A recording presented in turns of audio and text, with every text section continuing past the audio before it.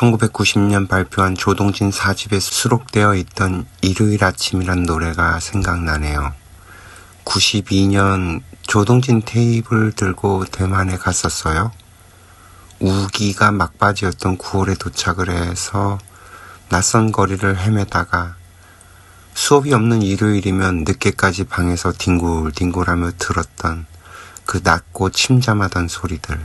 항상 세상에 저만치 비켜 서 있던 저는 사람들이 생각과는 늘 동떨어진 생각으로 살아온 것 같습니다. 어릴 적부터 그런 부분들이 있었던 것 같고 그 간극은 자라면서 더 심해진 것 같습니다. 20살 언저리였던가요? 그때는 그 펜팔이라는 것이 있었어요. 편지를 주고받으면서 친구를 사귀는 건데 어느 날 동생 녀석이 저보고 펜팔을 해보겠냐면서 자기 회사 직원을 소개하더군요. 소개라고도 해봤자 이름 석자 알려준 게 다입니다. 주소는 회사 주소로.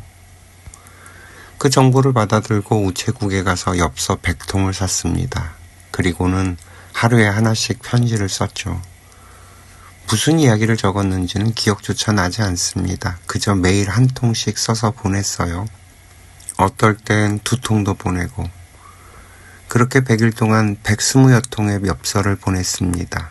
물론 한 통의 답장도 받아보지 못했고요.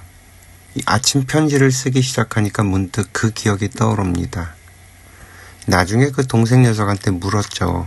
펜팔을 하라더니 답장 하나 보내지 않냐고.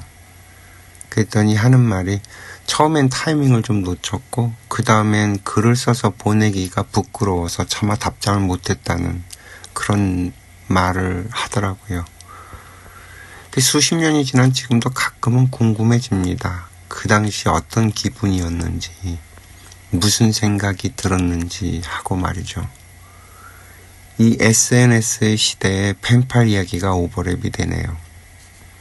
편지하면 이회수 선생님의 소설 꽃과 사냥꾼 생각이 납니다. 아마도 그때 제가 그렇게 편지를 쓸 수 있었던 것도 이런 영향들이 있었겠죠. 폐병이 난치였던 시절 폐병장이가 죽어가면서 보낸 사랑의 편지들, 그리고 물방울 무늬 원피스를 입은 간호사와 봄의 황사 같은 것들이 묘사되어 있던 게 기억나네요. 그분의 소설에는 죽음이 늘 빠지지 않았던 것 같아요. 들깨도 그랬고 꿈꾸는 식물도 그랬고 누군가의 죽음이 중요한 게 아니라 죽을 수밖에 없는, 아니 어쩌면 살아내기에는 너무 여린 가슴을 가진 영혼들이 이야기라서 역설적으로 이 세상의 각박함을 이야기했던 것 같습니다. 그러나 정작 이회수 본인은 모질게 살아남아서 트윗 대통령까지 하다가 돌아가셨지 말입니다. 그리고 보니 돌아가셨네요. 내 기억에 살아있는 사람과 돌아가신 분들의 비율의 역전이 된 지는 이미 오래인 것 같습니다. 이야기를 하다 보면 자꾸 그런 게 떠오르게 되네요. 사실 아침 편지를 쓰려고 생각을 했을 때는 희망 편지를 써야겠다는 생각을 했었습니다만 정작 이렇게 편지를 쓰고 나면 글이 늘 무겁다는 생각이 듭니다. 아무래도 저의 베이스는 글루미인가 봅니다. 김창완은 스스로를 염세적인 사람이라고 하던데 저야말로 세상에 쓰일모없이 너무 오랫동안 살았다는 생각을 하게 됩니다. 강신주였던가요? 그 철학가가 그러더라고요. 이 세상에 쓸모가 꼭 있어야 하는 건 아니라는 표현을 하던데 그걸 딱 보는 순간 세상에 참 말이 너무 많아서 피곤하구나 하는 생각이 들었습니다. 예전에는 그 도서관을 다니고 서점을 다니고 책을 읽고 정보를 구하던 시절이어서 이 수많은 것들 가운데서 찾고 고르는 과정이 있어서 이 정보들을 좀 덜어낼 수 있었다면 지금 우리가 살아가고 있는 이 스마트폰 시대에서는 너무나 손쉽게 정보를 얻을 수 있는 장점이 있는 반면 정보를 덜어내고 받아들이기는 참 어려워진 세상이 되었구나 하는 생각이 듭니다. 정말 너무 많은 주장들의 홍수라는 거죠.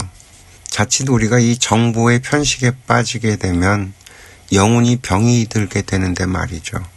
그래서 우리의 아이들에게는 정보를 수집하고 다루는 법을 가르쳐야 하는데 벌써 여기에서부터 정말 많은 서로 다른 주장들로 어지럽지 말입니다.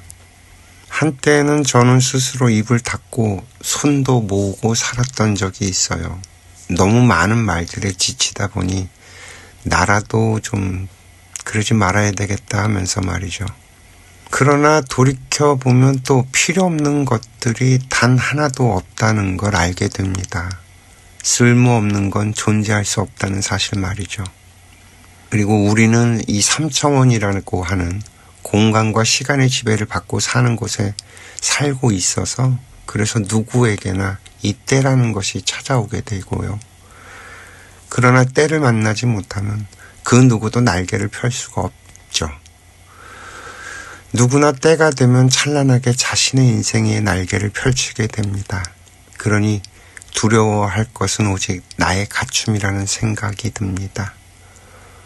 오늘 편지는 여기까지 할게요. 시청해 주셔서 감사하고요. 행복하세요.